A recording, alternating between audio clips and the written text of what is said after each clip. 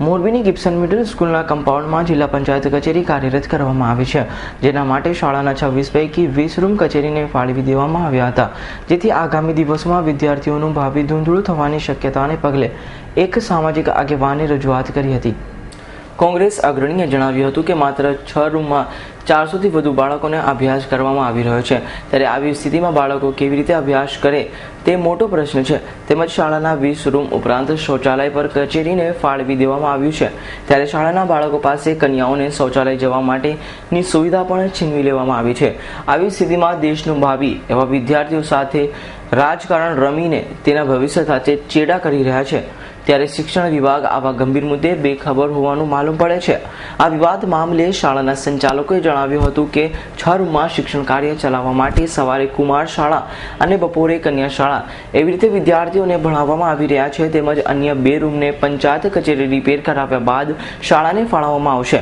શાળાના કમ્પાઉન્ડમાં આવેલા શૌચાલયમાં મામલે કોઈ વિવાદ નથી અને શાળાના બાળકો શૌચાલયનો ઉપયોગ કરી રહ્યા છે અને શાળામાં શિક્ષણ કાર્ય વ્યવસ્થિત રીતે ચાલી રહ્યું છે। શાળાને અન્ય કોઈ સ્થળે ખસેડવામાં નહીં આવે।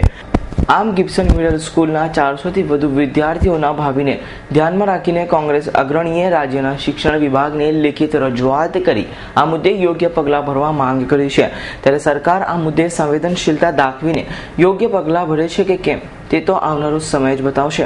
અમારું છે જ અને એ લોકોએ જિલ્લા પંચાયત ઉપયોગ કરે છે અને અમે જે બનાવ્યું હતું એના કરતાં સારું પાણીની સુવિધાવાળું જિલ્લા પંચાયતે બનાવ્યું છે અને અમને કોઈ દિવસ એ લોકોએ ના નથી પાડી કે તમે અથવા તમારા વિદ્યાર્થીઓ અહીંયા પેશાબ કરવા અથવા બાથરૂમ કરવા આવે નહીં, એવી કોઈ ના નથી પાડી।